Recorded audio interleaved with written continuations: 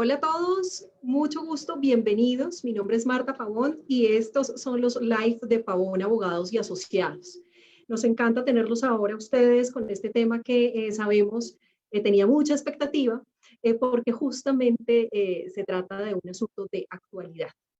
En esta ocasión vamos a hablar de un tema que normalmente cuando uno en derecho estudia la responsabilidad del Estado, pues lo mira y es la responsabilidad por el hecho del legislador.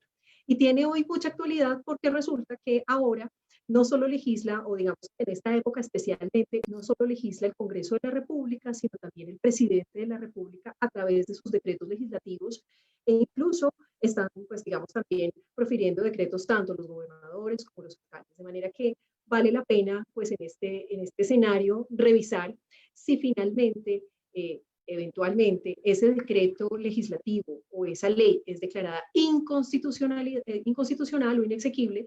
¿Qué sucede? ¿Qué sucedería si finalmente hay una responsabilidad y en este caso, quién respondería? Es lo que nosotros llamamos responsabilidad por el hecho del legislador, ¿no? Entonces, bueno, bienvenidos. Muchas gracias a todos por estar conectados. Tengo yo, como siempre, tres invitados de lujo, que me costó también mucho conseguirlos, contactarlos pues para que estuvieran acá y aceptaran la invitación, pero se logró.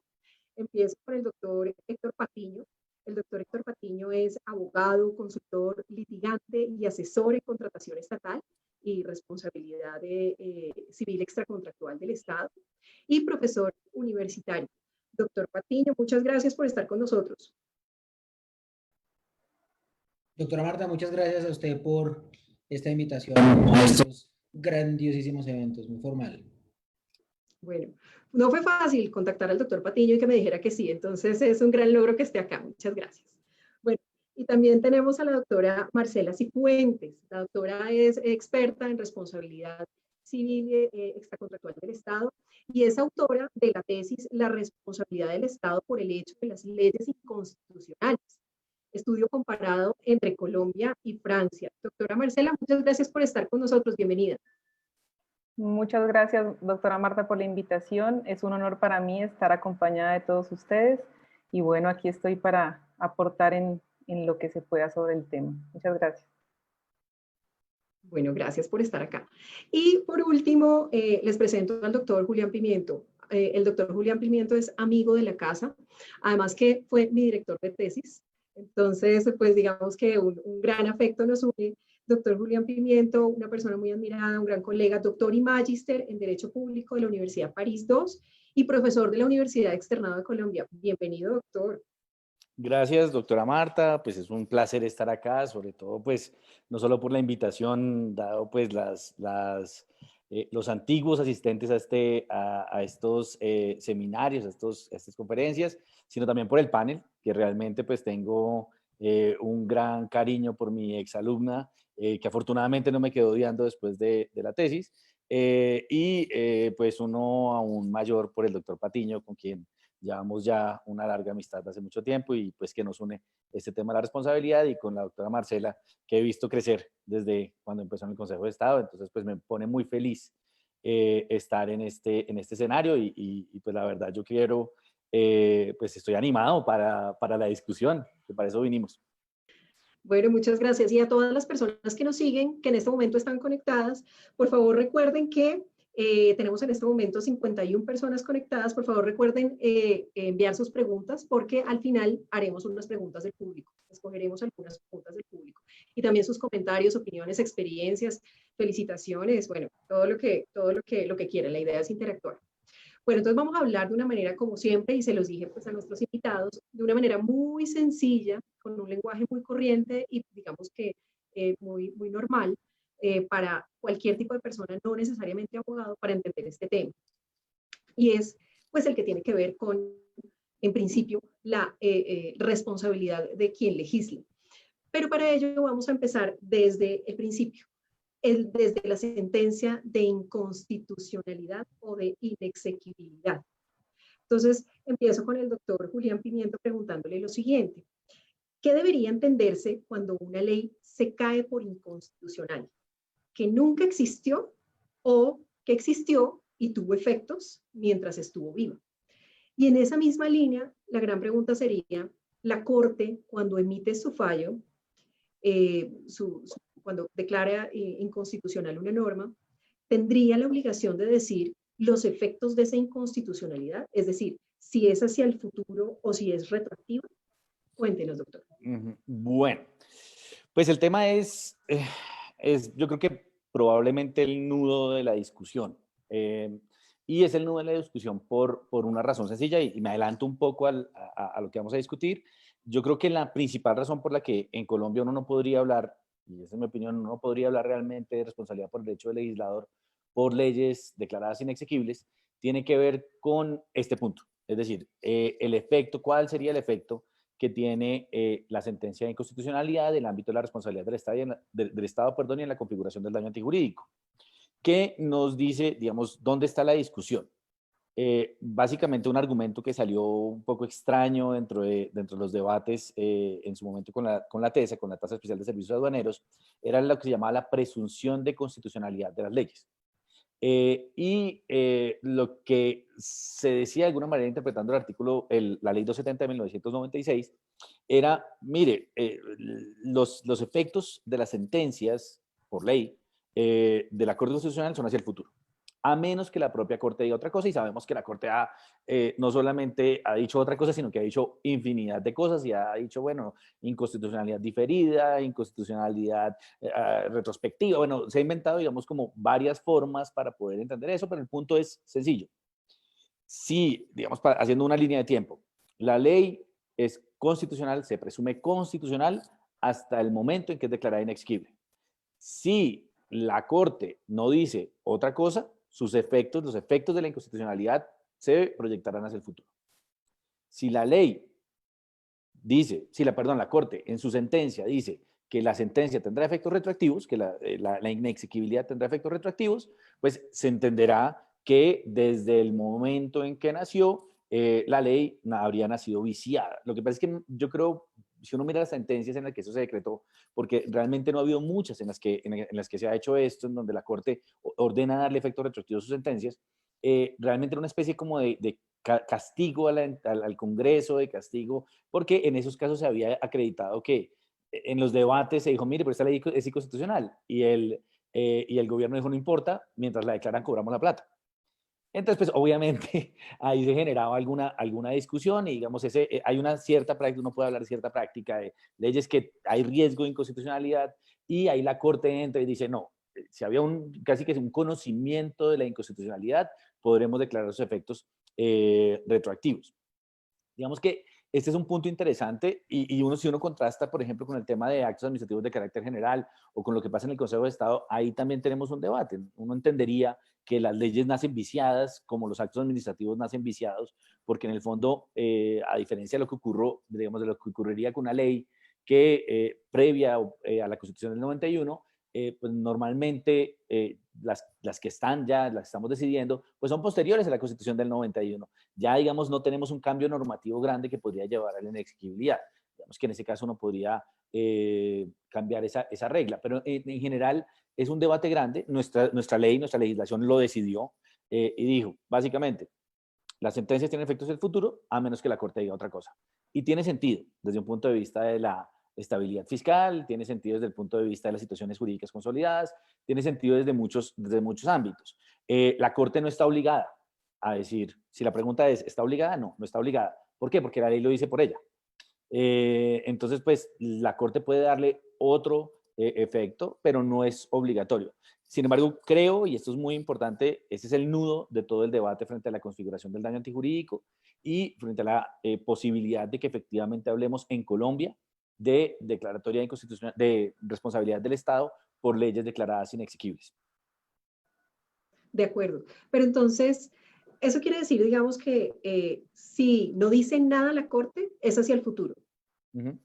Y si dice que es retroactiva, pues es retroactiva. Es decir, la retroactividad tiene que ser siempre expresa, por decirlo así. Sí. Okay. Literalmente. O sea, cualquier efecto distinto de hacia el futuro debe estar expresamente determinado en la ley. Y un elemento importante que yo creo que nos va a ayudar a discutir en este caso, la inexequibilidad solamente produce efectos desde que sale la sentencia, no con el comunicado.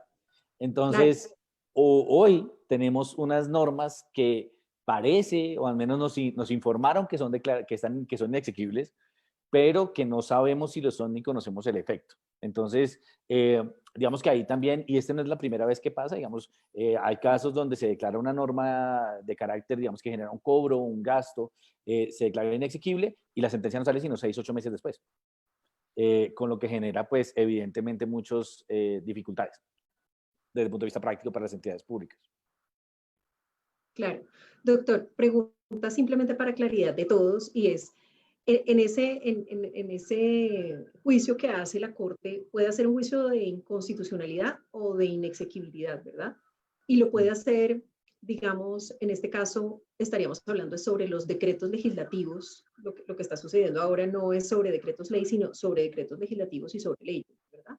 Sí, digamos que es un tema muy importante, digamos, aclarar, y es que siempre se ha generado un debate, uno lo aprende en la universidad, pero pues eso siempre genera la discusión entre decreto ley y decreto legislativo. Digamos, para claridad, decreto ley de habilitación legal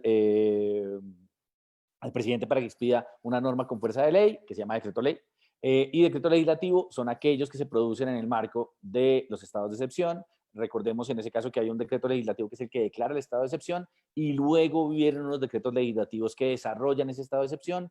Esos decretos legislativos tienen control inmediato, control automático de constitucionalidad. Los decretos reglamentarios que desarrollan esos decretos legislativos tienen algo que se llama control inmediato de legalidad, que se surte pues si son expedidos por el Gobierno Nacional, ante el Consejo de Estado en única instancia. Elemento importante, aquí se analizan, y esto es muy, muy importante, son temas, recordemos que estamos hablando de un legislador excepcional. Y si es un legislador excepcional, tenemos dos grandes, digamos, análisis que se hacen por parte de la Corte. Uno es el análisis formal y otro es el análisis material.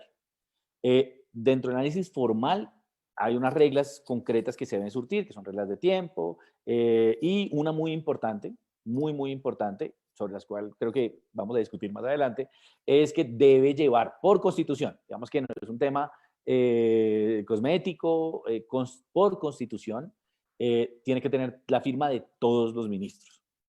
A ver, aquí estamos hablando de un estado de excepción, donde el presidente de la República, donde el gobierno va a actuar, va a suplantar al legislador durante un tiempo. Eso también implica que tiene que citar a el Congreso de la República a que sesione, si no me equivoco, en los 10 días siguientes, tiene que enviar el decreto a la Corte Constitucional para que la Corte Constitucional haga su revisión. Es decir, hay unos pasos formales que son obligatorios en el ámbito de los estados de excepción y que no se pueden pretermitir. Eso es absolutamente esencial. Y luego viene el análisis de fondo. En el análisis de fondo, ¿qué digamos que se mira? Se miran, la Corte ha diseñado son 10 tests concretos donde se determina la conexidad, todo está ligado a la conexidad y pues además pues hay un conjunto de, digamos, de análisis que se hacen de regresividad, de bueno, todas las competencias que puede tener el legislador para hacer, más pues unos límites constitucionales. Por ejemplo, no se pueden desmejorar los derechos de los trabajadores. Entonces, ¿qué tiene que hacer la Corte? Pues revisar si efectivamente se desmejoran o no. Y son 10, realmente la Corte ha decantado 10 juicios que cada decreto debe seguir. Debe estar motivado, bueno, en fin, debe haber digamos, sobre eso no creo que sea pertinente entrar, pero hay una jurisprudencia muy fuerte, muy abundante en estos temas. Digamos que en ese sentido uno diría que la Secretaría Jurídica de Presidencia pues debería tener total y plena conciencia de cuáles son esos juicios y pues argumentar de esa manera sus decretos. Claro, de acuerdo. Muchas gracias, doctor Julián. Ok. Listo, entonces nos queda claro que, por ejemplo, de los que hablábamos en nuestra publicidad y en todo nuestro que eran el decreto 558 y el 580 son decretos legislativos. Pero ya entraremos a hablar de esos entonces ahora más adelante. Doctora Marcela, bueno, aprovechando el conocimiento y la expertise que la doctora tiene sobre este tema de responsabilidad por el hecho del legislador y sobre todo por la tesis, que es como anillo al dedo, porque es tal cual lo que estamos hablando hoy. La pregunta sería si esa ley que estuvo viva, que tuvo efectos patrimoniales mientras estuvo vigente, puede decirse, digamos, y después se declara inexequible o inconstitucional, puede decirse que esa ley causó un daño susceptible de indemnización, o un daño indemnizable. ¿Es posible afirmar eso? Es una ley que tuvo vigencia y por lo tanto, digamos, tuvo efectos patrimoniales, después se declara inexequible o inconstitucional. En realidad, por eso se pudo haber causado un daño. Sí es posible, pero según la jurisprudencia actual del Consejo de Estado, eso solo va a ser posible si el efecto de la sentencia de inconstitucionalidad es hacia el pasado, es decir, retroactivo. Lo que nos explicaba ahorita el doctor Julián, no solo por el hecho de que se declara una ley o un decreto legislativo inconstitucional, da cabida a una responsabilidad del Estado legislador. Tiene que ser hoy en día, según el último fallo del Consejo de Estado de Unificación, que fue en el 2018, la única manera en que se reconoce un daño antijurídico es cuando el efecto de la sentencia de inconstitucionalidad tiene efectos retroactivos.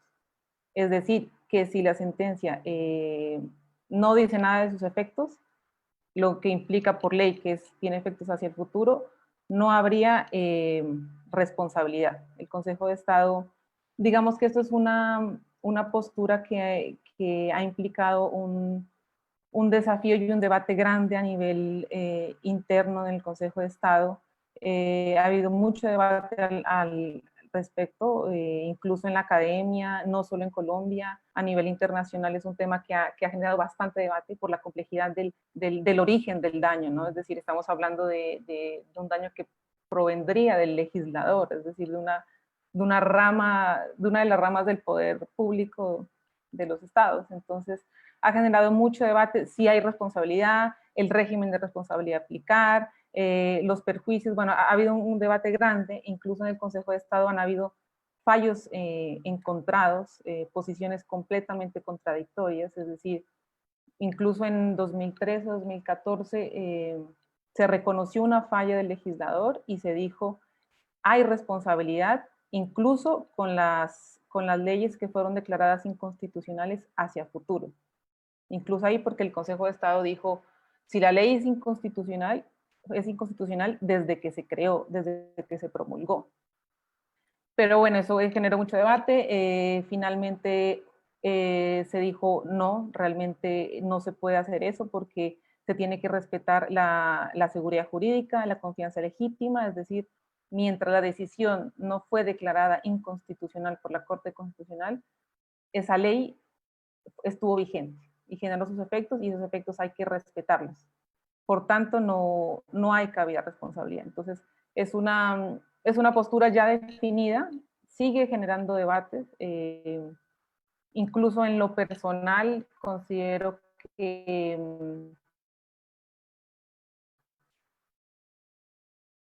incluso en esos casos donde el Consejo de Estado dice que no debería haber responsabilidad, pues ya sabemos que sí, que la ley, mientras estuvo vigente, en teoría no generó daños, pues si en un caso concreto se demuestra que hubo una afectación especial, particular, en una persona, en una sociedad, en un ciudadano, pues podría analizarse desde una responsabilidad objetiva. Es decir, no estoy diciendo que el Estado actuó mal en ese periodo de tiempo, no estoy diciendo que en ese momento fue inconstitucional, no, estoy diciendo mientras estuvo vigente fue constitucional, pero a mí, a diferencia de los demás, me generó un daño particular. Entonces, para mí, si eso se comprueba dentro de un litigio, habría cabida responsabilidad. Es una opinión personal, pero la vigencia, la jurisprudencia actual del Consejo de Estado es muy claro y solo hay daño antijurídico si la sentencia de constitucionalidad tiene efectos hacia el pasado. Es decir, bueno, pero una gran pregunta que a todos seguramente nos surge y es, ¿eso significa, si hay esta tesis, es decir, que sí es posible, si es la inconstitucionalidad retroactiva, eso significa que pues ya ha habido de golpe alguna sentencia en contra del Estado o condenando al Estado por esa situación? ¿Podríamos decir que en Colombia sí se ha condenado al Estado por la inconstitucionalidad de una norma digamos, retroactiva, inconstitucionalidad Sí, retroactiva de la norma? Sí se ha condenado al Congreso de la República Incluso se condenó en esos fallos que les comento donde se tenía una postura distinta, se condenó por falla de servicio, incluso con leyes que fueron declaradas inconstitucionales hacia el futuro. Entonces sí han habido condenas, pero pues cambió la jurisprudencia, cambió en ese sentido. Entonces hay que tener en cuenta esa nueva postura, ¿no? ese cambio jurisprudencial, pero hoy en día existen sentencias donde se condenó al Congreso de la República. Hay otras que también se condenó al Congreso, pero mediante acción de tutela fueron revocados, digamos, fueron dejadas sin efecto las sentencias condenatorias con la nueva postura. Entonces, por eso les comento que ha sido objeto de un debate muy fuerte, y bueno, que ha tenido efectos ya jurídicos y efectos de responsabilidad en el país. Pero, doctora, una pregunta. Es decir, ¿esas sentencias que fueron condenatorias, en todo caso, se cayeron? Es decir, esas sentencias condenatorias al final sí llegaron, porque me dice que de pronto en el juicio ya, digamos que después con el cambio de posición, esa sentencia, como cambio de posición, la alta corte, que en este caso sería el Consejo de Estado, cambió de posición. Eso significa que esas condenatorias, pues en realidad nunca fueron efectivas, o sí, en efecto, estas condenatorias sí quedaron en firme. Y hubo algunas que tengo conocimiento que no fueron objeto de acción de tutela. En ese sentido, la condena quedó en firme, sí, pero otras no, y bueno, entonces, hoy en día ya hay una postura clara y el Consejo de Estado tiene que seguir fallando con esa postura. Ok, de acuerdo. Bueno, gracias, doctora. Doctor Patiño. Doctor Patiño, la gran pregunta a todos nosotros hoy es con estos decretos. Bueno, por supuesto, no sabemos o no tenemos conocimiento, no conocemos las sentencias de constitucionalidad de los decretos 558 y el decreto 558 que es el de pensiones. Recuerden ustedes que regulaba la reducción del aporte de seguridad social a un 3%. Que finalmente pues salió un comunicado de prensa de la Corte Constitucional diciendo es inconstitucional, pero todavía no está la sentencia, no la tenemos a la mano, es decir, no la podemos consultar porque aún no ha salido de la Corte, pero pues ya sabemos que aparentemente, por lo que dice el comunicado, pues es inconstitucional con efectos retroactivos, por un lado, decreto legislativo, y por el otro, pues el famoso decreto 580 que se cae, dice la Corte Constitucional, por ausencia de firmas de algunos de los ministros. Entonces, digamos que frente a esta situación resulta un poco complejo porque lo que veíamos con la doctora Marcela es que muy probablemente había responsabilidad y había sentencias condenatorias, pues cuando seguramente hay una erogación pecuniaria, es decir, cuando hay un gasto, cuando me afecta el patrimonio, cuando de alguna manera tengo que sacar de mi bolsillo. Pero en estos dos casos puntuales, aparentemente no. Es decir, aquí no hay como tal un egreso o como tal no se paga, sino que es un beneficio, se deja de pagar. Usted, bajo esta perspectiva y con esta, digamos, situación que sucede hoy, ¿creería que existe daño o no existe daño? ¿Habría daño antijurídico o no, doctor Patiño? Pues mire, doctora, yo ahí tengo que ser muy honesto, y es que si partimos de la base que alguna de las dos sentencias le entrega efectos retroactivos o le da efectos retroactivos a la decisión, pues lo primero que tenemos que ver es cuáles justamente son esos efectos retroactivos, porque también podrían modularse los efectos retroactivos y también podrían darse algún tipo de indicaciones acerca de cuál debería de alguna manera ser la forma de subsanar el problema de los efectos retroactivos. Pero digamos que así de manera general y sin pensar tanto en lo que pudiera decir la sentencia, yo creo que evidentemente puede haber un daño, puede haber una afectación a aquellas personas que, pues, a quienes de alguna manera se les generó un alivio económico y quienes, pensando en ese alivio económico, no realizaron uno u otro gasto y no realizaron uno u otro pago. El problema es que yo creo que acá va a ser un tema de cuál va a ser la afectación en relación con cada una de las personas que lo pidan, porque, por ponerle un ejemplo, en relación con la persona natural independiente que no aportó a su pensión en la totalidad, sino se acogió al beneficio del decreto. La pregunta es, en relación con esa persona natural, ¿cuál podría realmente considerarse el daño cierto? ¿Cuál podría ser realmente el daño cierto? Digamos que a mi juicio va a haber una discusión, entre otras cosas muy interesante, desde la particularidad del daño y la demostración de cada especie del daño, para poder establecer si efectivamente ese daño puede o no puede ser considerado antijurídico. Claro, bajo el entendido que una cosa es la afectación y otra cosa es la obligación de soportar esa afectación. Yo no sé, por ejemplo, y lo conversaba con algunos de mis colegas ayer y esta mañana, las grandes empresas que dejaron de hacer unos aportes ahora van a tener seguramente que hacerlos, ¿sí? En ese sentido, también habrá que buscar de qué manera se pudiera demostrar que efectivamente existe una afectación en el entendido que dejó de realizar, tomar determinadas decisiones empresariales para aliviar sus efectos económicos, teniendo en cuenta el alivio que le dio el decreto. Entonces yo siento que el problema básico es la certeza del daño, es decir, hasta dónde a cada persona en particular se le generó verdaderamente un daño y qué tan cierto puede ser. Y otro asunto distinto sería el tema de la antijuricidad en términos de tener la obligación jurídica de soportarlo hasta donde si hay una verdadera ruptura en el equilibrio de las cargas públicas. Luego yo no veo que sea como tan automático como acción-reacción entre inconstitucionalidad, responsabilidad de entrada, sino que habrá que ver efectivamente cada una de las afectaciones y cuál puede llegar a ser ese desequilibrio que sufre cada persona como consecuencia de esa supuesta afectación, pero claramente con el hecho mismo de no haber pagado, sino de haber evitado un pago, pues claramente creo yo que puede haber una afectación que eventualmente puede llegar a ser reparable. Claro, digamos que aquí la discusión sería, pero si en todo caso ese empleador tenía que realizar ese pago, claro, porque digamos que lo que trajo el decreto fue no pague, sino que solamente pague el 3%. Y tanto empleador y trabajador tenían que pagar mucho más, pero por efecto de este decreto, pues pagaron menos lo que decía el decreto. Uno confía en lo que dice el decreto. Pero resulta que se cae el decreto y ahora tengo que pagar lo que no pagué, pero que en todo caso, si no hubiera existido el decreto, en todo caso tenía que pagar. Es decir, aquí funciona de una manera como diferente porque en todo caso yo estaba obligado a pagarlo, ¿no?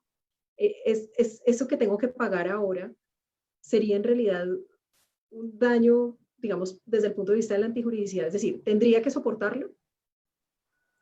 Por eso te digo, a mi juicio, pues es mi percepción muy personal, ahí tocaría mirar en cada caso en particular, porque, insisto, yo podría, digamos, el escenario hipotético es, finalmente usted no pagó, pero a la larga tenía que pagarlo, o sea que igual ningún daño existe. El problema no es ese, creo yo, en algunos eventos, y es, Sí. claro, yo no pagué, yo no lo pagué, pero tampoco tomé otro tipo de decisiones que económicamente me hubieran podido generar la posibilidad de, si me hubiera tocado pagar acá, tomo otras decisiones y eso, digamos, de forma masiva, multiplicado para una gran empresa, puede llegar a generar una afectación.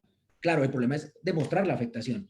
Luego, de entrada, yo no diría que no hay daño, pero sí diría que la demostración del daño cierto en cada caso particular va a ser muy complicada, muy, muy complicada. Yo no pienso pues mejor dicho, que se apareció pues la gallina de los huevos de oro y que ahora todos a demandar y todos, nada, eso es carreta. O sea, eso no es cierto. Cada caso particular va a tener que ser visto bajo la lógica de la certeza del daño, porque aquí estamos acostumbrados a pensar siempre es que me responde.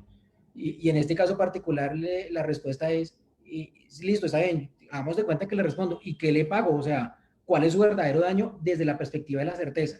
¿Ok?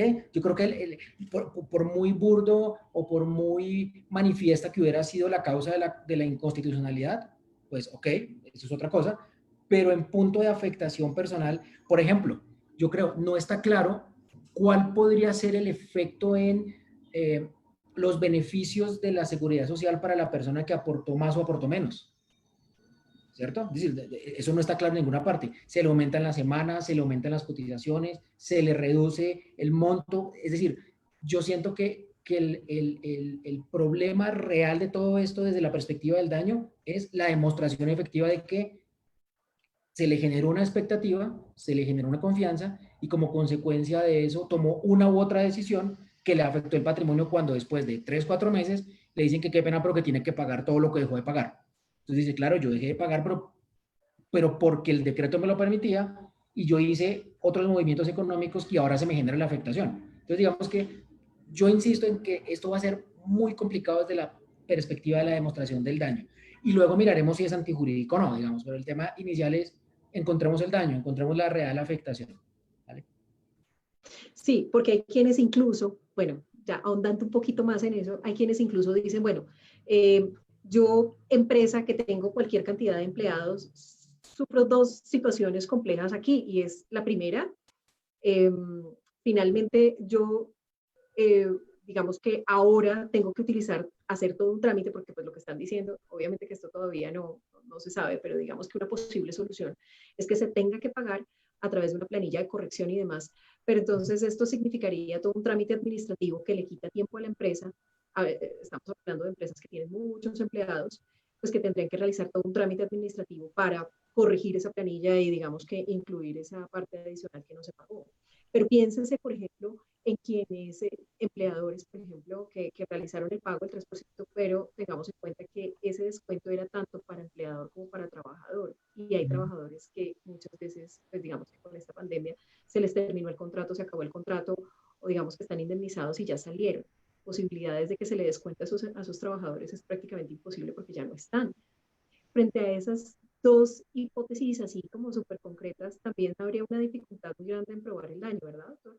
¿Qué opina usted? Por supuesto, por supuesto. Además porque yo no sé, digamos, digamos, la segunda hipótesis es mucho más compleja y es la imposibilidad que tendría el empresario de buscar el porcentaje que le corresponde al empleado. Y de pronto en ese evento uno diría, ahí está una afectación, ¿cierto? Porque claro, ni al empleado se le puede afectar pagando menos de lo que debería pagar para efectos de sus derechos laborales. Pero de otra parte, la primera hipótesis que usted pone es que tendría que hacer todo un movimiento administrativo para la reliquidación y todo el tema. Pues yo no sé hasta dónde al final del camino eso pueda ser considerado, o sea, un daño emergente seguramente. eh, y de pronto ahí uno podría pensar en que pues sí, ahí está el daño. Lo que yo no sé si sea un daño lo suficientemente significativo como para que alcance a generar ese rompimiento del equilibrio de las cargas públicas. Y eso es lo que no sé, ¿cierto? Hasta dónde eso pueda, acuérdese de eso que de lo menor, de lo mínimo no se ocupa el juez, ¿no? Entonces yo no sé hasta dónde eso pueda llegar a ser un tema tan grande como que rompe el equilibrio en las cargas públicas. Y justamente, justo para eso, es que hay que ver cuál es la sentencia, cuáles son los efectos que la Corte quiso darle a la inexequibilidad, y estoy seguro que de alguna manera tuvo que haberse ocupado de eso, porque tampoco pueden lanzar la inexequibilidad y mandarla así como, miren, a ver ustedes qué soluciona gobierno. Yo creo que de alguna manera la Corte tiene que, en su sentencia, poner algunos parámetros mínimos sobre los cuales pueda resolverse el problema, que es digamos, cuantitativamente importante. Yo el otro día oía, me puedo equivocar, pero tal vez oía que estábamos hablando alrededor de unos 2 billones de pesos largos. Y eso es un platal para el sistema, digamos, para el equilibrio del sistema, pero también ¿para qué? Pues para los afiliados al sistema. ¿De acuerdo? Entonces, bajo esas consideraciones yo creo que podría manejarse el tema.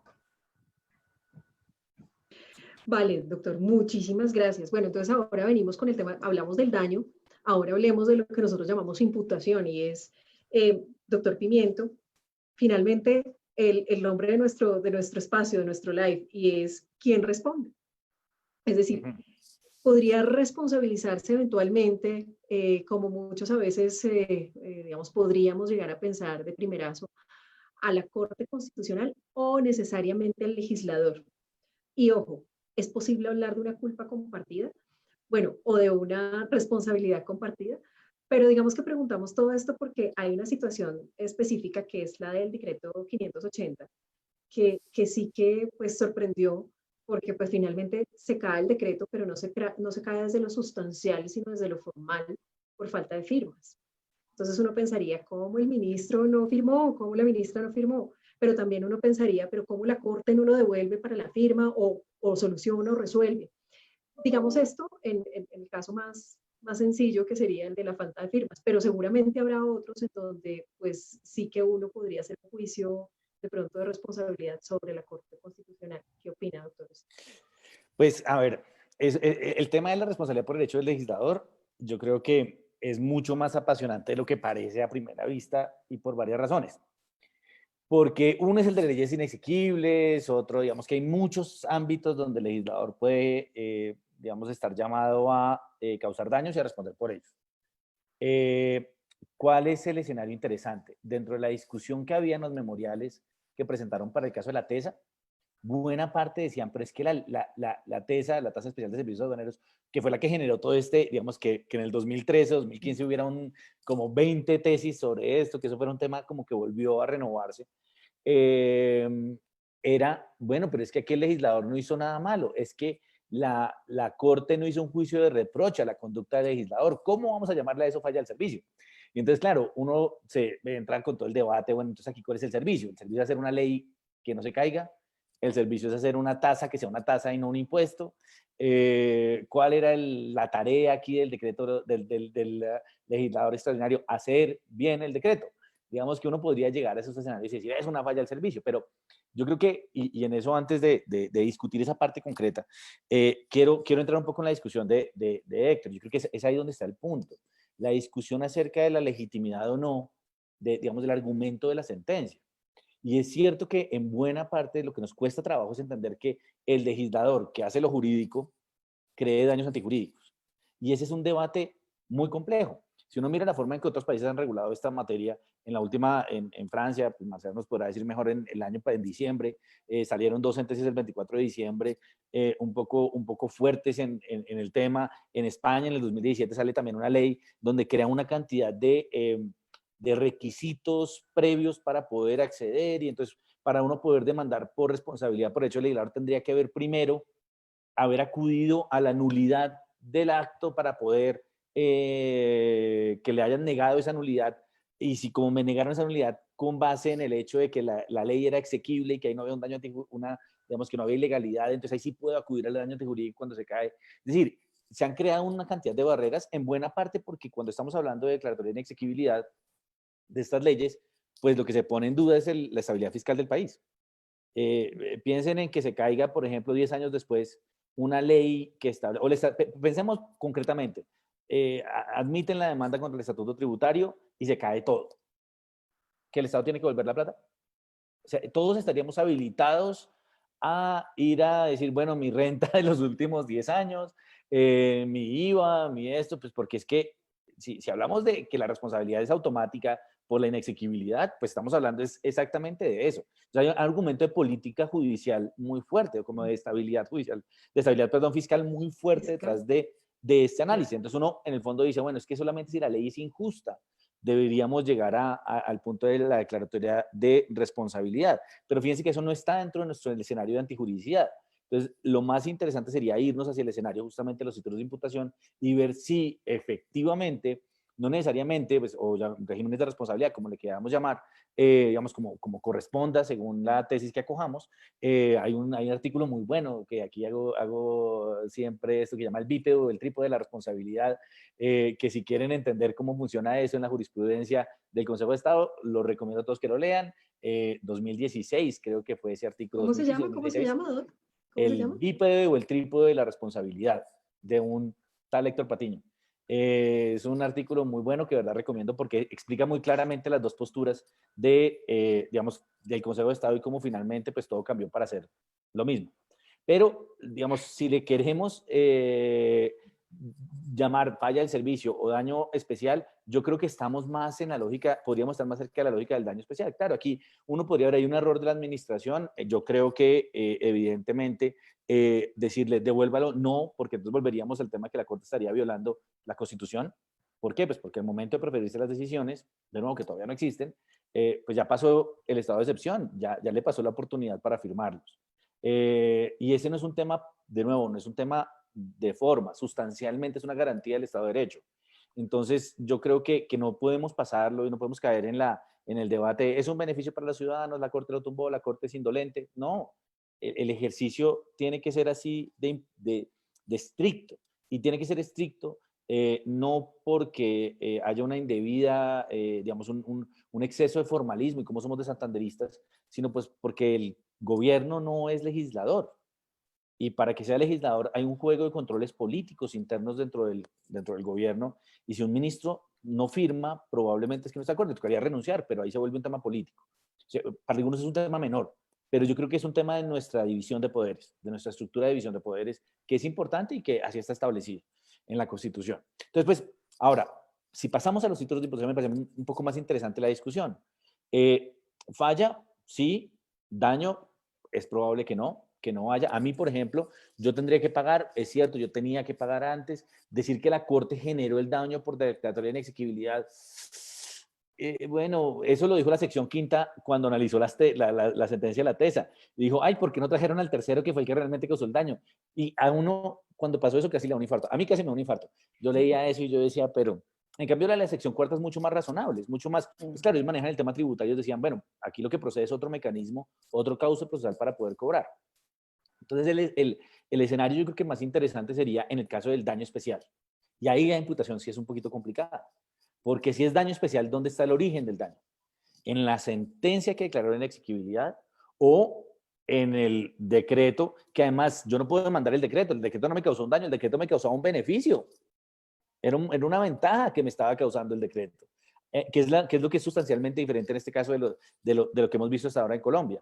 Mientras que en los demás casos era una carga que se le imponía al ciudadano, que tuvo que pagar, que tuvo que desembolsar. Aquí es al revés.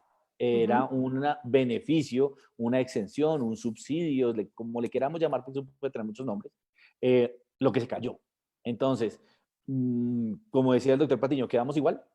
O sea, estamos a pases, yo tenía que pagarlo, me dicen que no lo tengo que pagar y luego sí lo tengo que pagar, pues no hay daño. Pero si es un daño especial, probablemente la imputación tendría que ser de la Corte Constitucional, porque ya fue la que me causó el daño al declarar inexequible el decreto. Pero pues es difícil, es realmente muy difícil. ¿Por qué? Pues porque difícilmente puedo imputarle ese daño, a menos que se impute a título de falla al gobierno y decirle, usted la embarró, usted hizo mal ese decreto, era un decreto que me beneficiaba y tome. Eso pasa en el ámbito, y simplemente lo pongo para que lo discutan los demás porque no quiero acaparar la palabra, sí hay supuestos de hecho indemnizatorios por nulidad de actos administrativos. Es decir, si yo tengo un acto administrativo que me genera un beneficio y ese acto administrativo es anulado, yo podría, digamos, no por culpa mía, no por una conducta mía, yo podría acudir a la jurisdicción de lo contencioso y pedir reparación por ese daño. Uno podría aquí hacer un símil, ¿no? No tendría el problema del Congreso, la voluntad popular, el presidente es un legislador extraordinario. O sea, el caso de la falla del servicio generó muchas alarmas, en buena parte porque tenían miedo los congresistas que los fueran a llamar en garantía, pues que los fueran a hacer repetición. Aquí eso no pasaría. Entonces, de nuevo, estamos en un escenario donde para donde nos movamos, pues estamos creando jurisprudencia. Pero pues lo primero, si pasamos el escollo del doctor Héctor de que hay un daño, que puede haberlo, si estamos en el escenario de que es un daño especial y normalmente grave, la imputación me genera dificultades. Pero yo veo esas dos posibilidades. Si fuera solamente el daño especial, la actividad legítima del Estado, tendría que ser la Corte, con lo difícil que eso puede llegar a ser. Y si fuera falla del servicio, creo yo, tendría que ser, o digamos, falla en la producción normativa, tendría que ser el presidente, pues el gobierno nacional, o el presidente, cabeza del presidente, DAPRE. Además, lo difícil que es demandar al presidente, ¿no? Sería el DAPRE. No, eso lo vimos, ¿no cree? Eso no es un problema menor, eso lo vimos con el Caguán. En los casos del Caguán, ¿a quién demandaba uno? Y eso era como pescar con dinamita, uno demandaba a quien fuera a ver si alguien le pegaba. Porque es difícil, la imputación no es un escenario sencillo en los juicios de responsabilidad del Estado. Pero doctor, que no tenga firmas el decreto, ¿no es una falla? Sin duda. Sí, yo estoy de acuerdo, pero falla del servicio en la producción de una ley, tenemos los escollos, o sea, miren, sí. y se los digo, buena parte de verdad de por qué tumbaron las sentencias de la TESA fue porque políticamente hubo mucha presión en torno a el hecho de que se llegara a considerar que el Congreso podía equivocarse. Eso fue un debate grande y buena parte de los argumentos, si uno mira las sentencias que produjo el magistrado Santofimio, van en el sentido de la inviolabilidad parlamentaria. Y dicen, es que el rey no puede equivocarse, que el Congreso, como decir la voluntad popular, ¿cómo la va a embarrar?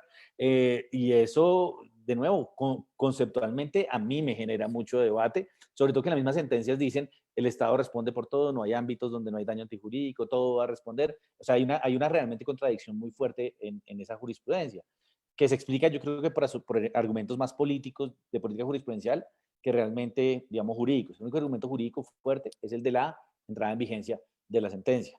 De resto, da para cualquier lado, ¿listo? Entonces, sí, sin duda hay una falla, pero una falla en un beneficio que usted me generó y que luego me quitaron. Es que la vuelta conceptual, la vuelta argumentativa es larga. Y yo creo que Héctor cuando me mira, si uno se imagina ese memorial, realmente uno le dan ganas de sentarse y pensarlo 3 veces si acepta el poder. Claramente, claramente. Ok, Doc. Bueno, les cuento, ustedes son muy taquilleros, tenemos 114 personas en este momento conectadas. Bienvenidos. Hagan sus preguntas, que aquí hay unas preguntas muy buenas. De hecho, la que le pregunté ahorita al doctor Pimiento fue de Juan Felipe Patiño, que supongo que no es familiar del doctor Patiño, que estaba preguntando si de verdad no le parecía falla o no. Pero entonces, bueno, doctora Marcela, la pregunta sería entonces, en este punto, si cambia el examen de responsabilidad dependiendo del juicio que realice la Corte Constitucional sobre las leyes o sobre los decretos legislativos. Es decir, si es un juicio de fondo o si es un juicio formal, porque nos damos cuenta que este juicio que se realiza con este decreto de las firmas, pues finalmente es un juicio formal, finalmente pues, no conocemos la sentencia, pero pues se supone por el comunicado que el trámite que se hizo fue más una cuestión como de forma más que de fondo. ¿Cambiaría en algo el juicio de responsabilidad si lo miramos desde un punto de vista u otro? Doctora Marcela. No, yo pienso que hay que tener muy claro que el juez administrativo, el Consejo de Estado, no debe exceder sus funciones, ¿no? Él no puede aquí hacer un juicio normativo, un juicio, no, el juicio es realmente o sea, tenemos la inconstitucionalidad de la ley y de ahí partimos, ¿sí? De ahí se parte. Yo no puedo entrar a decir, no, es que como fue un tema formal, entonces es un poco menos inexequible que si fuera por un tema de una contradicción con un derecho fundamental. O sea, el juez administrativo no debe hacer eso, no es su función. Para eso está el control que ejerce la Corte Constitucional, ¿sí? Eso sí hay que tenerlo muy claro. En este punto me gustaría hacer hincapié en que no, y de alguna forma lo tocó el doctor Julián, no hay que contrarrestar la importancia al tema de, entre comillas, formal, en este caso, porque estamos hablando de una función excepcional en cabeza del presidente de la República. Es decir, normalmente las leyes las expide un Congreso compuesto por demasiados congresistas elegidos por voto popular, que da para expedir una ley entran en debates, muchos debates en diferentes cámaras. Acá estamos en un estado de excepción en donde excepcionalmente la Constitución le otorgó al presidente la facultad de legislar. ¿Por qué? Porque por urgencia, en este caso por esta pandemia, se necesitan expedir normas sin mayor, o sea, sin mayor debate, rápido, para conjurar la crisis. Entonces la Constitución le dice, bueno, presidente, usted en este momento se declaró el estado de excepción, la Corte lo avaló, usted tiene permiso para legislar para conjurar esta crisis. Entonces no podemos decir, no, solo faltaron 2 firmas, entonces pues realmente eso no acarrea nada, no, es que estamos hablando de que la Constitución dice tiene que ser la firma, tiene que ir el decreto legislativo con la firma de todos sus ministros, es una norma de rango constitucional. Entonces si faltan 2, no sabemos qué fue lo que pasó, no sabemos si fue un error realmente, o como decía el doctor Julián, si fue que los 2 ministros no estuvieron de acuerdo, no lo sabemos. Lo único que sabemos es que ese decreto se expidió de forma irregular y la Corte Constitucional, no sabemos si de pronto el gobierno intentó subsanar eso, en este caso no lo hizo, no pasó, y la Corte Constitucional tiene que decir, bueno, aquí no se cumplió este requisito, es un requisito muy importante, se está protegiendo la democracia. Entonces no puedo ni siquiera entrar a hacer un análisis de fondo, pero lo que quiero que entiendan es que es una formalidad entre comillas, porque estamos hablando de un requisito exigido por la Constitución y que tiene un fundamento que es proteger el Estado democrático, ¿no? Entonces, es como mirar ese punto, pero en todo caso el juez administrativo no debe ponderar, no debe jerarquizar las inconstitucionalidades, es decir, la responsabilidad exime ese examen, es decir, simplemente la ley fue declarada inconstitucional, vamos a ver qué efectos tuvo y vamos a ver si efectivamente se probó un daño o no en el caso concreto. De acuerdo. Ok, bueno, claro que en este caso específico lo que entiendo es que incluso la jurídica de presidencia pidió fue que se declarara inconstitucional, ¿cierto?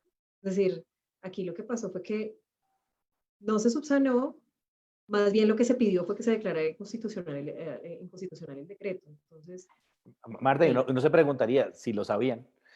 ¿Por qué no lo subsanaron durante la... ¿O por qué no Creo que sacaron salió el último día, ¿no? O sea, sacaron, pero creo que fue los 40 o los 20 que sacaron el último día. Probablemente no les dio el tiempo, pero qué pena la interrupción, pero digamos que No, bienvenido. había formas de pronto de subsanar esto. Sí, Claro, de acuerdo. pero no se hicieron y la Corte no puede tampoco subsanar, digo yo, no, pues no puede subsanarlos y en todo caso no lo hizo y eso no resta importancia a la declaratoria de inexequibilidad. Y digamos que la Corte no habría podido, doctora Marcela, de pronto devolver el decreto y decir, oiga, fírmenlo, o tampoco podía, pues digamos, porque eso, Yo visto creo desde que otros ojos, sería como un excesivo ritual, ¿no? no sé si por tiempos, creo que el estado de excepción ya había terminado, si me corrigen mis colegas, creo que por tiempo ya no era posible. Ok, vale. Doctor Patiño, entonces viene el tema como más jurídico quizá, y por eso entonces le pido el enorme favor de también explicarle a la gente, porque tenemos personas conectadas que no necesariamente son abogados, sobre el régimen. Porque pues uno diría, bueno, puede que exista daño, tocaría hacer un juicio, pero finalmente si existiera el daño y si pudiéramos hablar de imputación, ¿a qué título respondería? Es decir, ¿bajo qué régimen? ¿Cuál es el régimen de responsabilidad aplicable en un evento positivo de responsabilidad por el hecho del legislador, doctor Patiño? Bueno, doctoras, primero que todo, yo no estoy de acuerdo. Digamos, ya sabemos cuál es la jurisprudencia, ya la doctora Marcela nos dijo cuál era el estado actual de la jurisprudencia, ya nos comentó un poco cuál era, la línea actual en relación con la sentencia de unificación del año 2018, en donde se abandonó la falla. Y yo creo que ahí hay una equivocación. Yo sí creo que ahí puede haber una falla del servicio, como en efecto la hubo en algunas sentencias y se declararon algunas sentencias. ¿De acuerdo? Yo creo que la discusión fue mal enfocada. Yo creo que la discusión no era si podía hablarse o no de falla del servicio, sino los efectos de esa falla del servicio en el tiempo, es decir, el ex nunc y el ex tunc. Pero para salir de la falla del servicio, creo que no era necesario salir de la falla del servicio. Creo que sigue siendo, pues, que más falla del servicio que 2 ministros no firmen teniendo la obligación de firmar, digamos. ¿Sí? Digamos que ahí hay un tema que a mi juicio es claro. Sin embargo, creo que esto nos lleva a dos temas. Uno, o la falla del servicio, otro, el daño especial, digamos, cualquiera de los dos. En primer lugar, yo creo que si aceptamos que es una falla del servicio, fíjese que ahorita cuando Julián hablaba del tema de si se podía o no demandar a la Corte y en el tema de la imputación, pues habrá que ver cuáles son los argumentos por los cuales la Corte Constitucional decidió la inexequibilidad de ese decreto, porque no lo conocemos, digamos, no sabemos cuáles son las razones de fondo por las que la Corte lo encontró contrario a la Constitución, porque de eso va a depender mucho cuál pueda ser el régimen, a mi modo de ver. Ahora, yo no veo, y con todo el cariño que le tengo a Julián, yo no veo uno demandando a la Corte Constitucional por la declaratoria de inexequibilidad por el daño, es decir, yo no lo veo. Conceptualmente, no lo veo, digamos, porque al final del camino,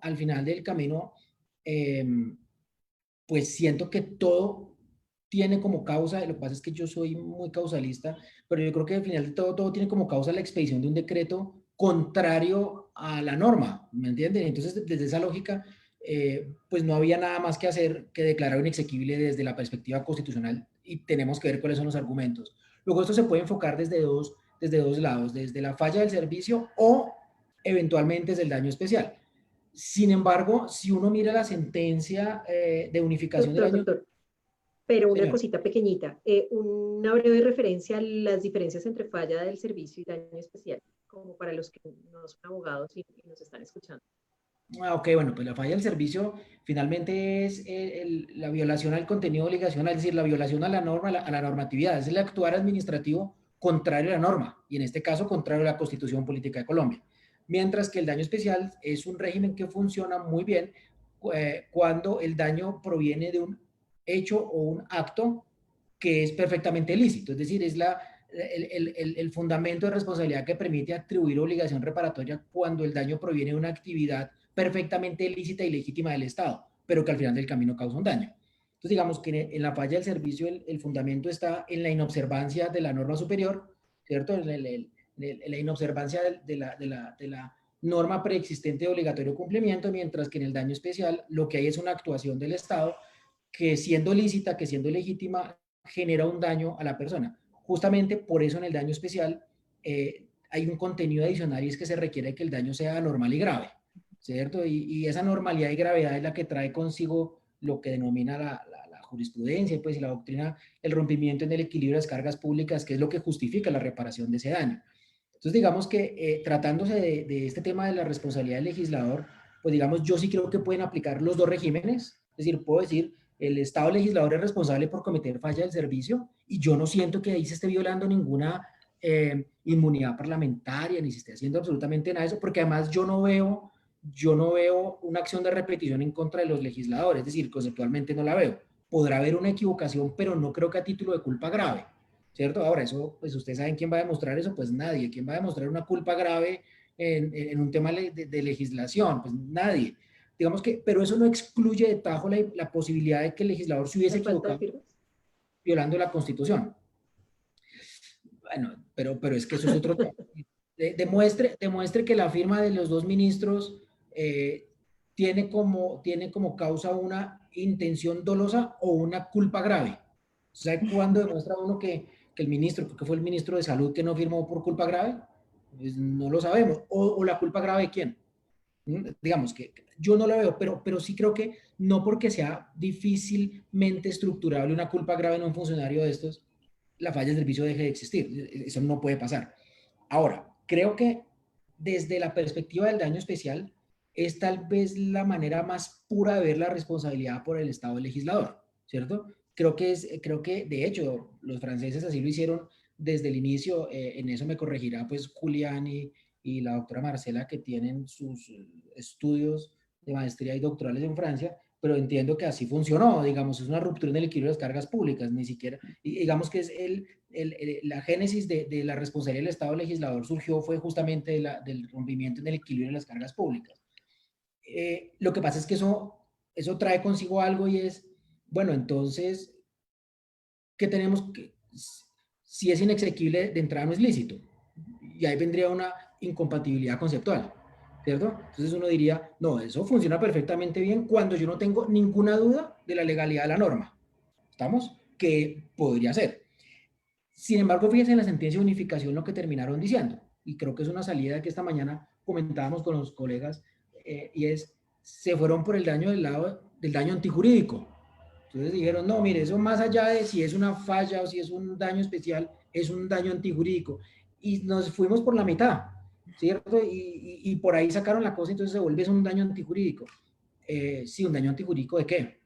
Es decir, un daño antijurídico fundamentado en qué? O sea, una responsabilidad por daño antijurídico implica, y eso ya lo tiene la Corte, digamos, yo durante muchos años no he entendido algo y es por qué queremos pensar que el daño antijurídico es un fundamento autónomo de responsabilidad cuando la misma Corte Constitucional tiene clarísimo que es aquel que se subsume dentro de todos los regímenes de responsabilidad, ¿cierto? Eso lo dijo en la C33 del 333 del 96.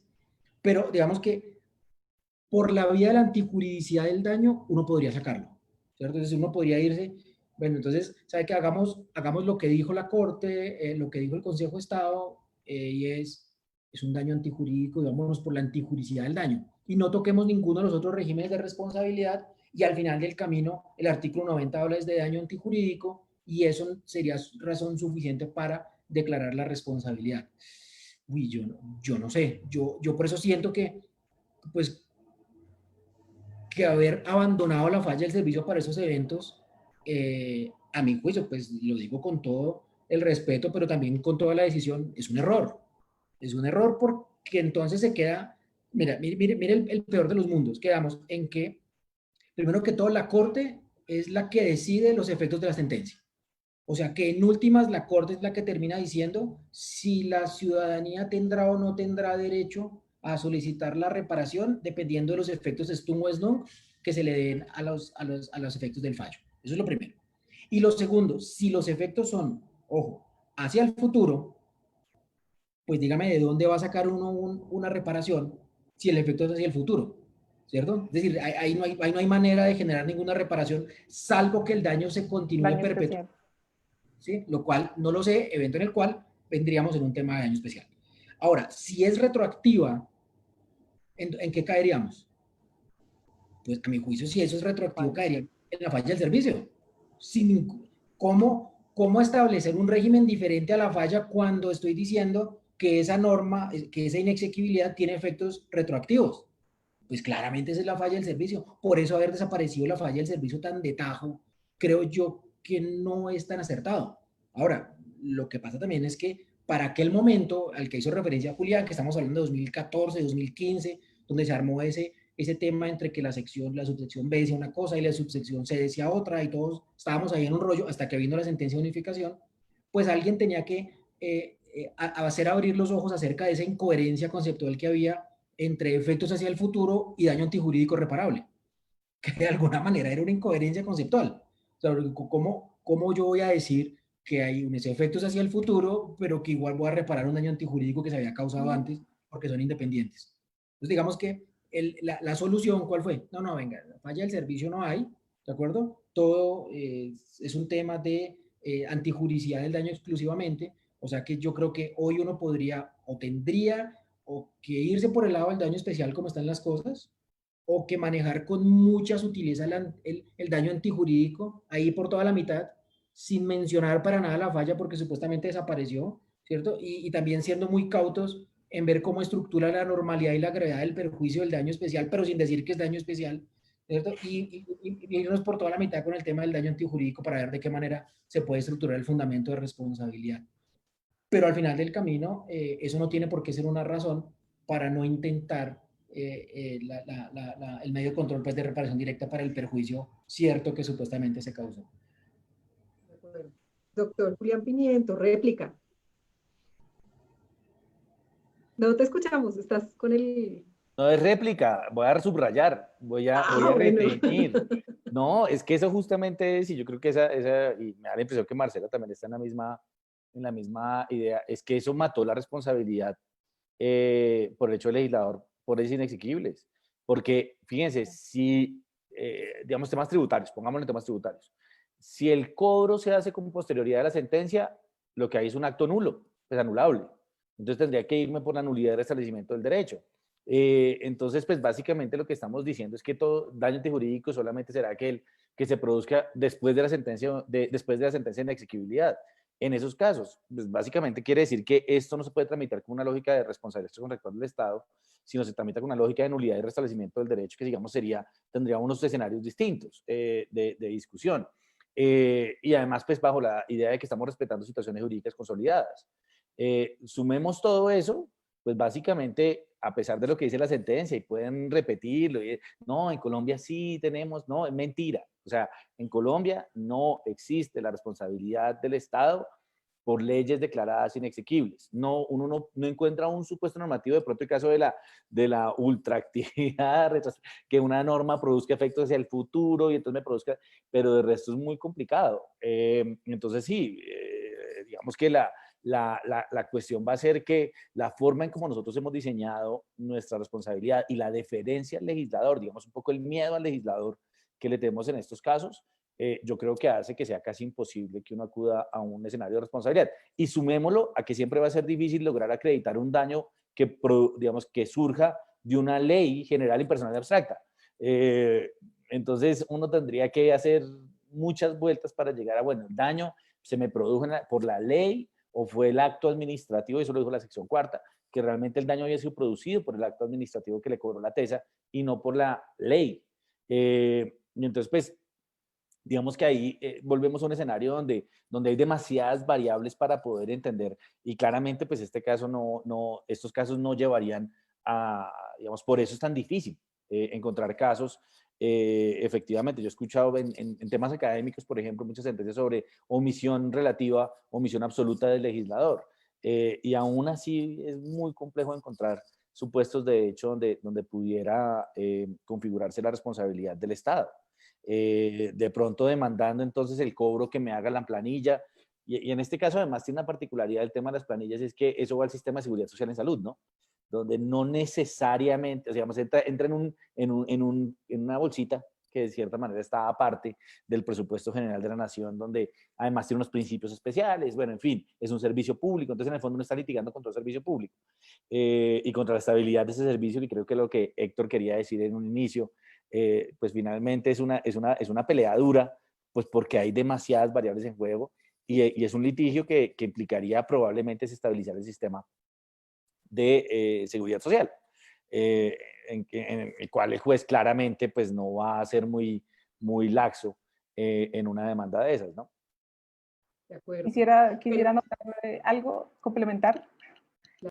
Digamos que todo esto lo que nos demuestra es que hay una renuencia absoluta a aceptar que el legislador se puede equivocar, ¿no? Es decir, la soberanía de la ley que pensamos que la hemos superado con el control constitucional hace muchos años, pues en realidad no se ha superado, ¿no? Es decir, el legislador sigue siendo soberano porque el juez no es capaz de decir, a pesar de que tiene todos los elementos para decir, sí, el legislador en este caso en particular se equivocó y por eso hay que desaparecer esa ley, no ha sido capaz. Entonces, no sé, eso demuestra realmente que la soberanía de la ley sigue imperando aún en pleno siglo XXI.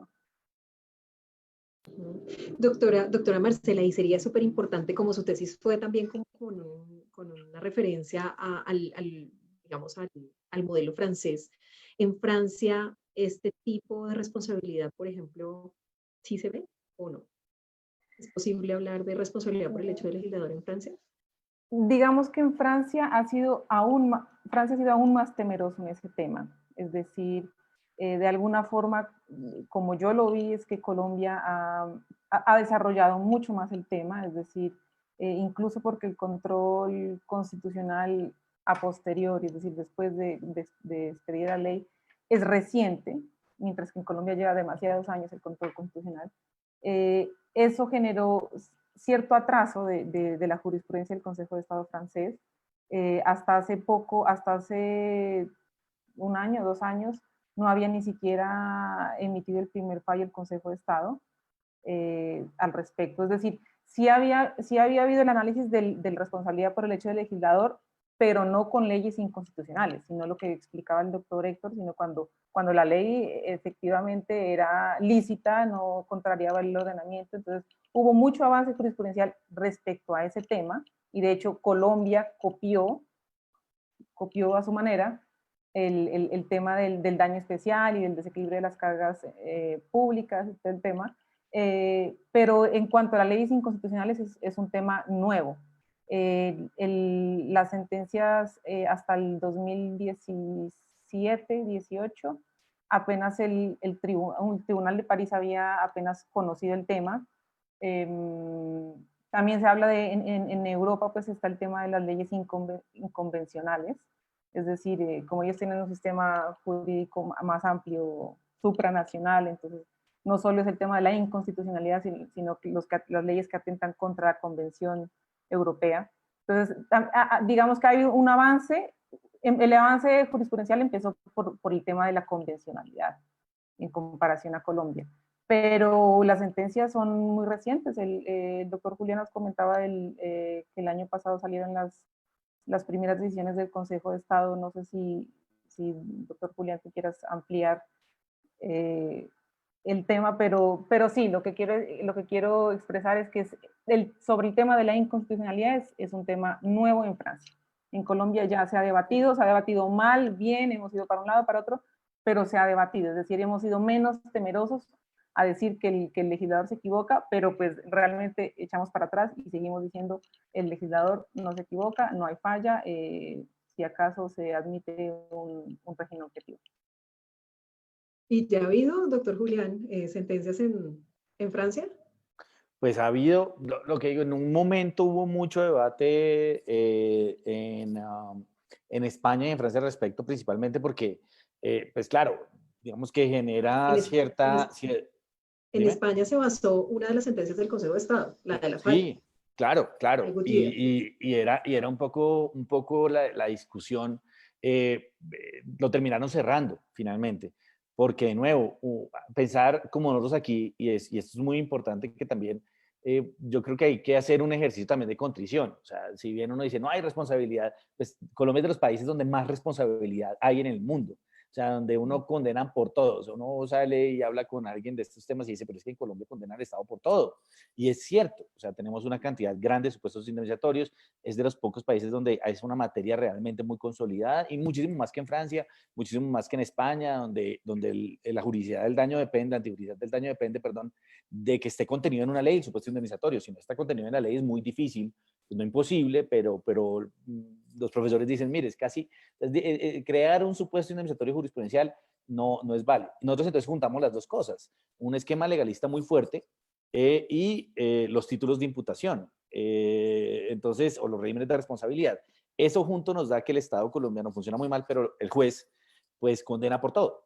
De nuevo, no está bien o mal, no estoy haciendo un juicio de valor, sino que hay, y sobre todo en esa etapa de 2000, pongámosle 2008 hasta 2017, por ahí 16, eso fue la responsabilidad objetiva para donde fuera. Y en algún momento, pues uno alcanzó hasta ver casos de responsabilidad automática. Y yo creo que el riesgo aquí justamente es llevar a que inexequible igual responsabilidad, como pasaba con la privación injusta, que era un día de cárcel, un día que se paga.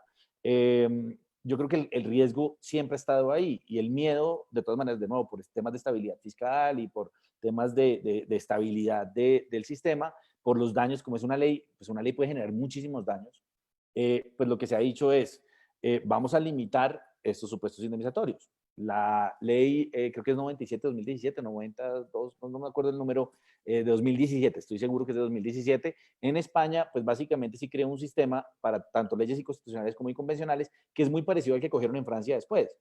Y un poco lo que se dice, usted tiene que primero haber intentado demandar el acto por el cual le cobran el tributo.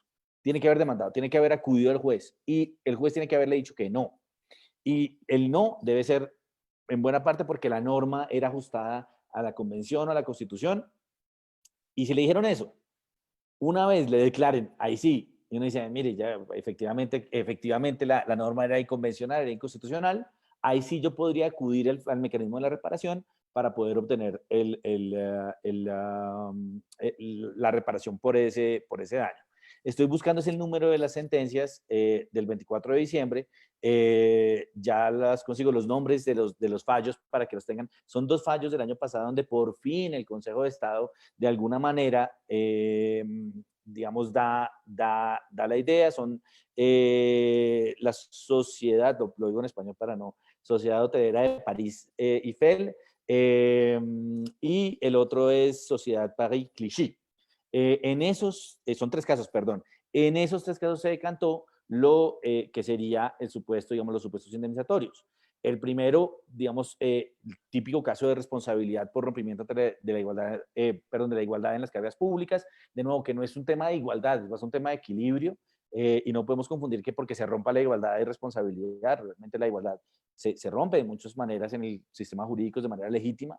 En ese caso, lo importante es que la ley misma no excluya la indemnización por un lado, y por otro, es importante que el perjuicio revista un carácter grave y especial. Es decir, los casos de daño especial eran normalmente grave, y el supuesto además de que la ley no excluya directamente ese perjuicio. Pensemos en el caso, esa indemnización, pensemos en el caso, por ejemplo, del asbesto, o el caso de los cigarrillos. Se excluye porque es una actividad que se considera nociva. En esa medida, pues el carácter nocivo de la actividad llevaría a que el propio legislador pueda decir, mire, aquí no va a haber indemnización.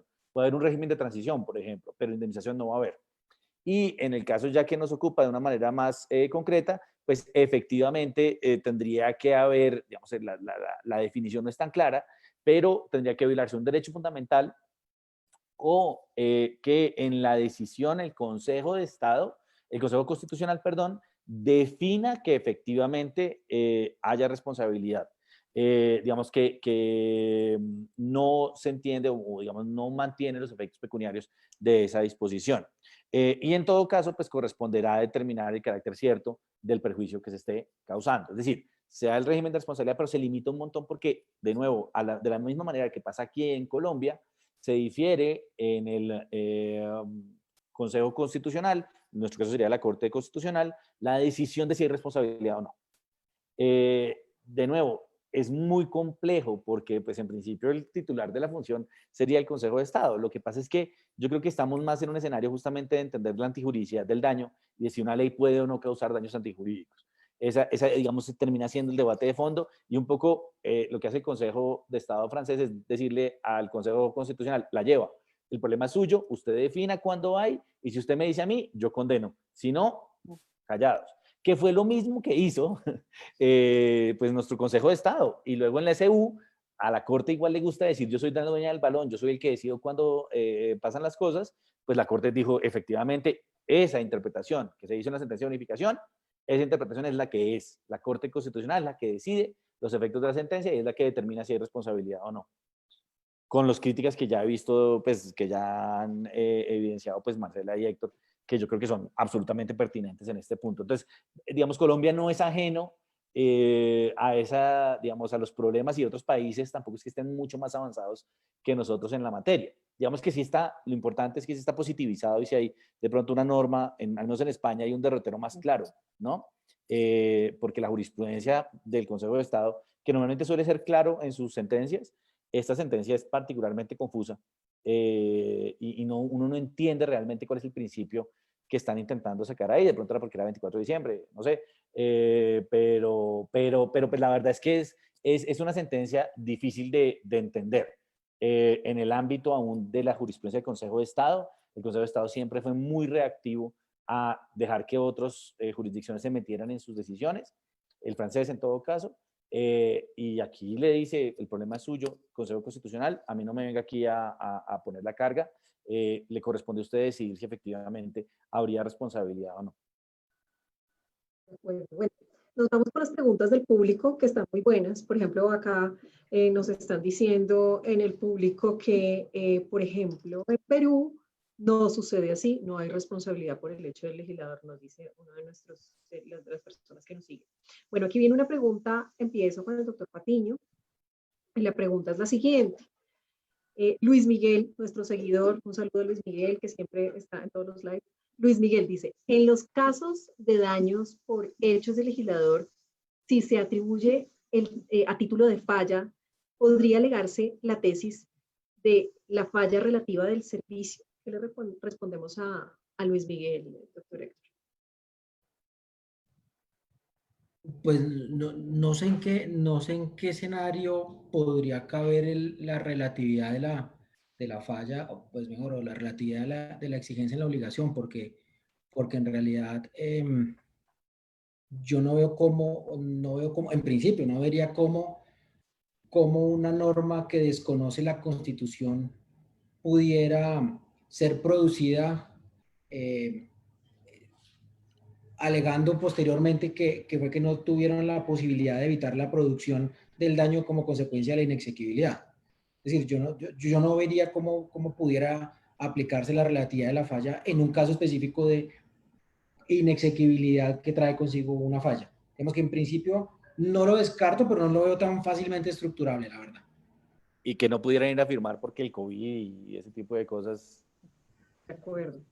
De pronto, no sé. No, así como votando ideas, o sea. Pues digamos, pudiera pasar, pero no lo sé, digamos. Así como veo que no es tan fácil montar una repetición por culpa grave, tampoco veo tan fácil como establecer una exoneración por imposibilidad de cumplir la obligación de expedir leyes acorde con la Constitución. Y en este caso, decretos legislativos. Es decir, ¿cómo?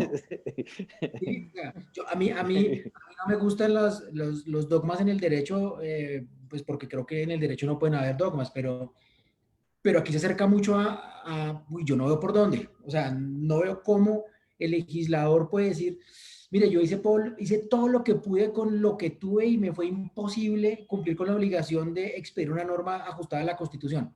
Yo la verdad no lo veo, mejor dicho. Vale, bueno, aquí viene otra pregunta y es del señor William Tavares. Digamos que cambiaría de alguna manera, o mejor dicho, ¿qué diferencia habría, doctor Julián, entre este escenario de responsabilidad por el hecho del legislador cuando la norma es declarada inexequible o inconstitucional, con el caso del decaimiento del acto administrativo o cuando el acto administrativo resulta nulo, digamos, en vigencia en el tiempo y demás? ¿Qué diferencia habría entre uno y otro? No, si uno mira, por ejemplo, la primera sentencia de TESA, que no fue la de Goodyear, sino fue una de enero de ese año, que no me acuerdo el demandante, se basó fue en una sentencia de Macro.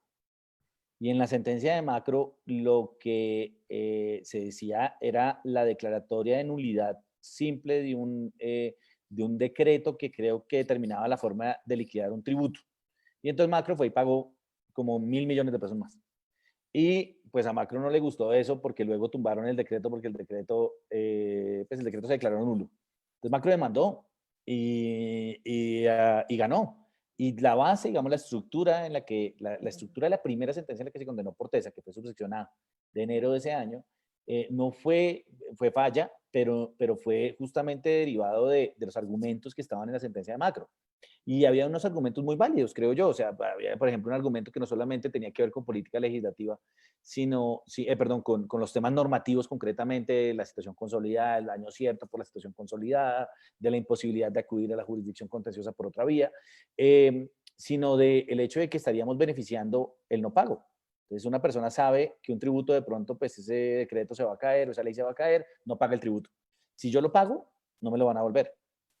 Si lo pago, si lo pago no me lo van a devolver. Si no lo pago, no me lo pueden cobrar.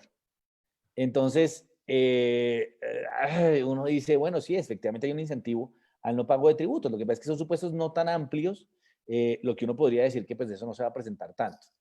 Pero la verdad es que no habría mucha diferencia. Hay un artículo de Enrique Gil Botero que se llama Responsabilidad del Estado por Producción Normativa. Y yo creo que es mejor decirlo justamente en ese libro El Externado de 2015, Responsabilidad Contractual del Estado. Y yo creo que deberíamos, más que hablar de responsabilidad por el hecho del legislador, es por todas las manifestaciones normativas del Estado. Algunas serán manifestación normativa de carácter particular y concreto y eso, pero en otros casos la responsabilidad es por normas de carácter general y abstracta. Y ahí estamos en un escenario donde, y aquí yo creo que es más cercano, en el caso que estamos hablando digamos, lo que nos convocó, estamos más en un escenario de la inconstitucionalidad de una norma que me genera un beneficio, o de la ilegalidad de una norma que me genera un beneficio, no de la que me genera una carga. Por eso es tan difícil probar el daño, porque esos beneficios muchas veces son intangibles, no se cuantifican fácilmente en la empresa o en el patrimonio de una persona. Digamos que no es contante y sonante, y me tocaría probar justamente una cantidad digamos, de supuestos para poder acceder a la certeza del daño, del carácter personal del daño. Entonces, yo creo que es más ese escenario, más que la responsabilidad por leyes declaradas inexequibles, como lo hemos entendido hasta ahora, es un nuevo supuesto por leyes que generan un beneficio declaradas inexequibles. Y entonces, ahí es donde entra la discusión. Y ahí es donde finalmente, pues uno podría decir, efectivamente, al no haber yo participado en la inexequibilidad, no fue mi responsabilidad la inexequibilidad, no fue algo que yo hice mal, no fue un beneficio, por ejemplo, hay casos de licencias de construcción, hay casos de varios supuestos, donde se dice, si yo no participé en lo que estuvo mal, pues puedo demandar y decir, usted tenía un solo trabajo, y era hacer de manera adecuada una licencia, hacer de manera adecuada una autorización. Ese era su trabajo. Y en el caso concreto, era un caso dramático. Había que publicarlo 5 días y se publicó 2. Y al señor se le cayó y era para hacer una bomba de gasolina. O sea, digamos que ahí la falla parecía evidente y parecía que era exclusivamente imputable a la administración.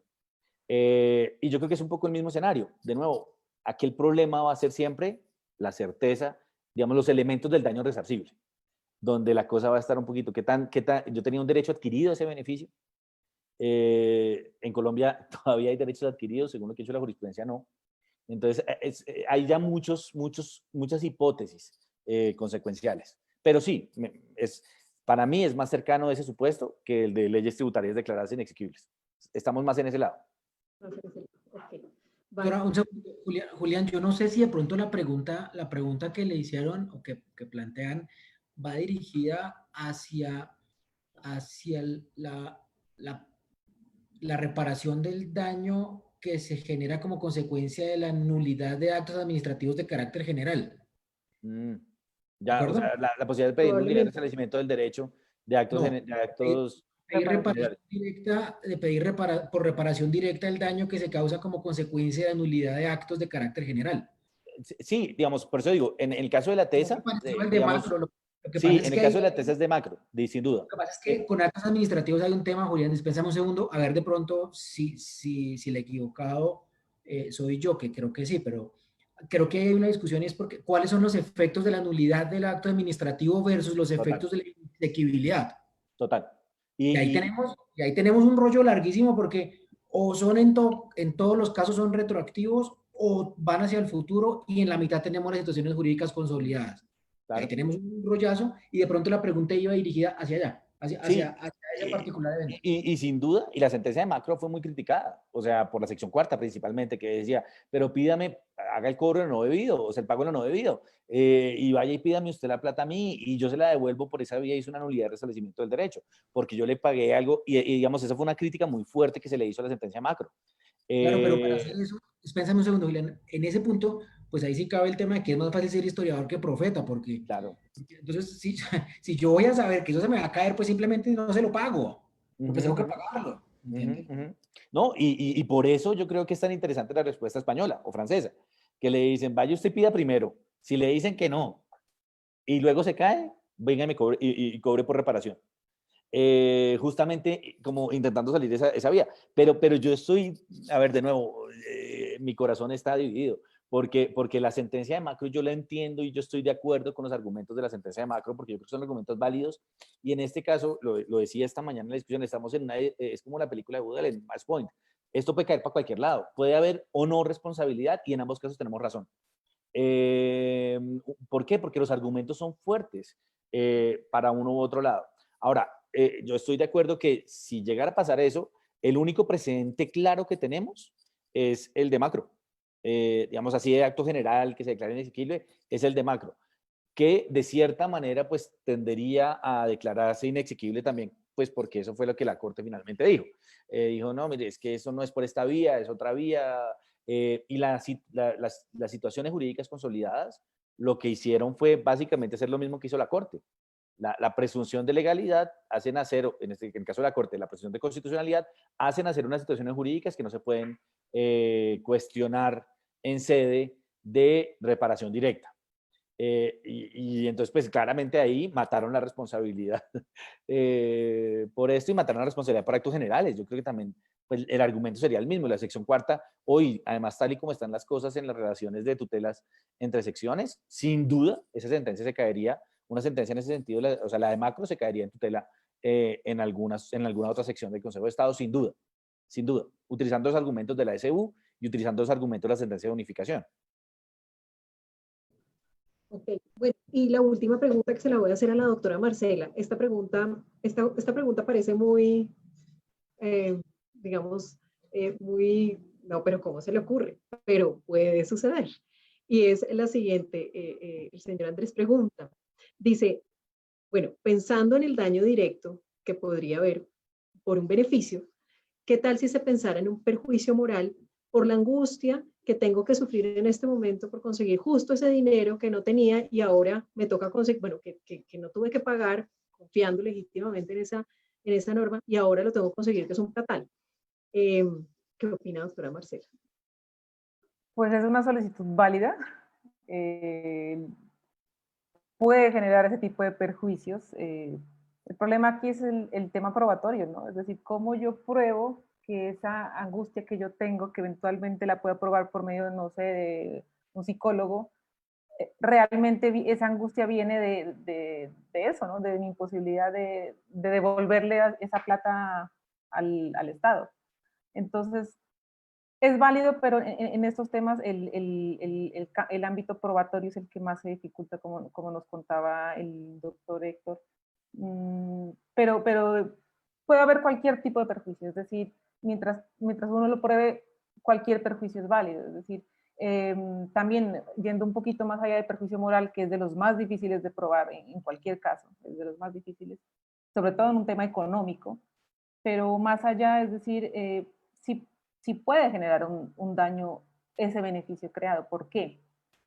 Porque en un principio ese decreto fue positivo para mí, es decir, yo no tenía que pagar una plata que normalmente debería pagar, pero ¿qué tal si yo con esa plata que dejé de usar invertí en un negocio o compré algo, hice cualquier cosa, usé esa plata y hoy en día tengo que echar para atrás? Entonces, ese beneficio real que fue creado de manera irregular y que la Corte Constitucional dijo después, mire, no, eso es inconstitucional, pues realmente se volvió un beneficio que si no se hubiera creado, yo no hubiera tenido ese tipo de daño, ese tipo de perjuicio, no hubiera metido mi plata en otra cosa, simplemente hubiera pagado como normalmente hubiera pagado. Entonces, puede.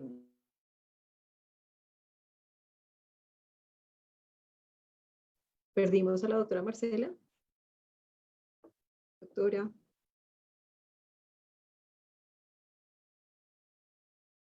Parece que sí.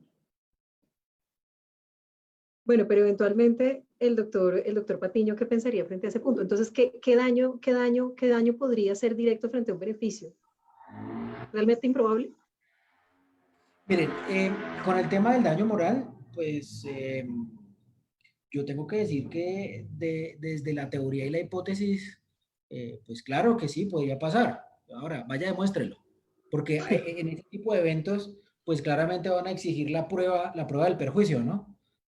Sí.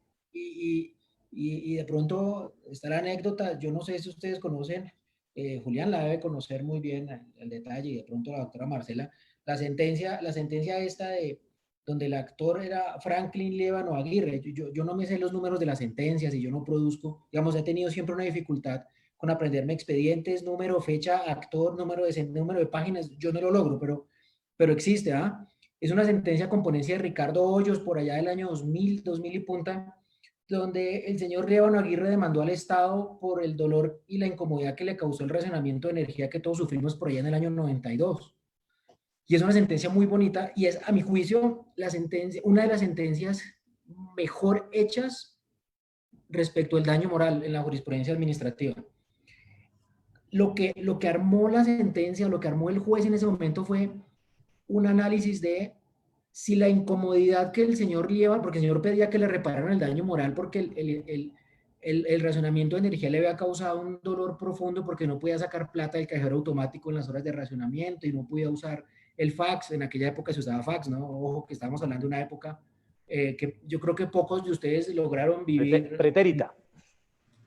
No podía grabar sus novelas en el Betamax, o sea, el señor se sentía muy, muy mal y demandó y dijo, me pagan el daño moral.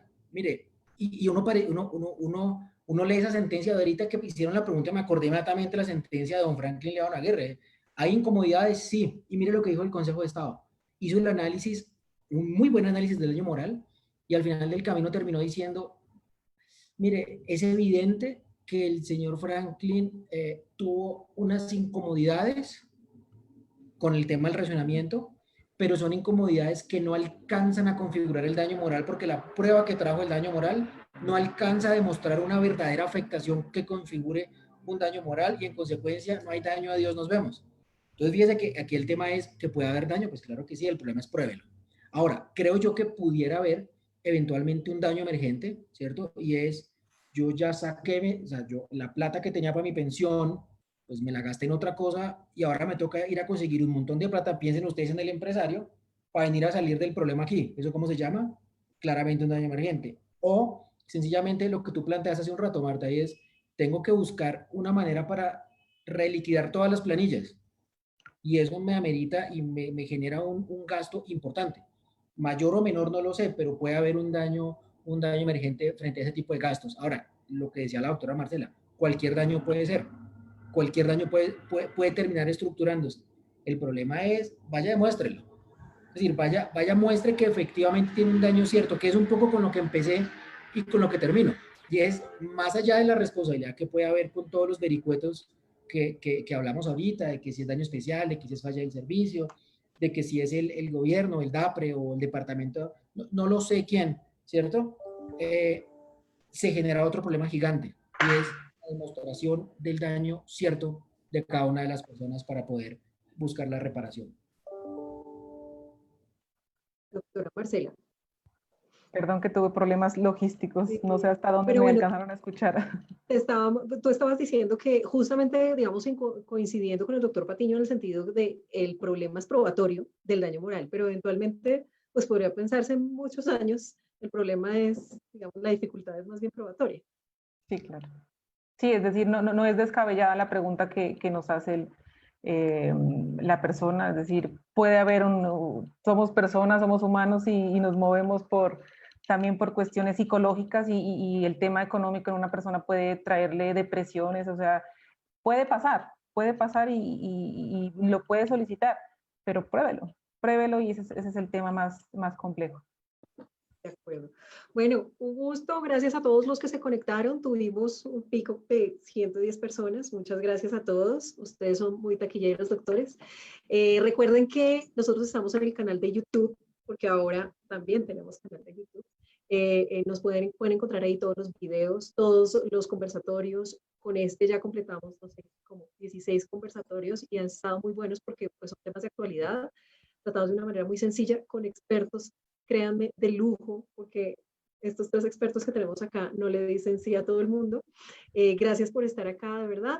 Y un gusto al doctor Julián Pimiento, muchísimas gracias por estar, gracias por compartir con nosotros, gracias por estar en este espacio, que no sea la última vez, doctor, gracias. No, a ustedes, de verdad que me divertí mucho. ¿Se notó? Bueno, gracias. A la doctora Marcela Cifuentes, muchísimas gracias. Gracias por estar acá, por compartir sus conocimientos. Qué bueno que pudimos aquí también hablar mucho de esa tesis, muy interesantes estas posturas. Doctora, muchas gracias por estar aquí. Muchas gracias a ti, muchas gracias a mis compañeros de set. Bueno, y al doctor Héctor Patiño, un gusto que me haya dicho que sí, qué emoción, qué bueno tenerlo acá, que no sea la última vez. Gracias por estar acá, por compartir y por enseñarnos. Gracias, profe. Doctora Marta, muchas gracias. No, pues muy contento. Muchas gracias a todos. Doctor Julián, muchas gracias por haberme echado el empujoncito. Doctora Marcela, es un placer y muchas gracias a todos. Son muy amables y por supuesto que siempre que haya la posibilidad, acá estaremos, doctora Marta. Claro que sí. Bueno, gracias. muchas gracias. Esta casa es de ustedes. Hasta luego y que estén bien. Nos vemos en el próximo live.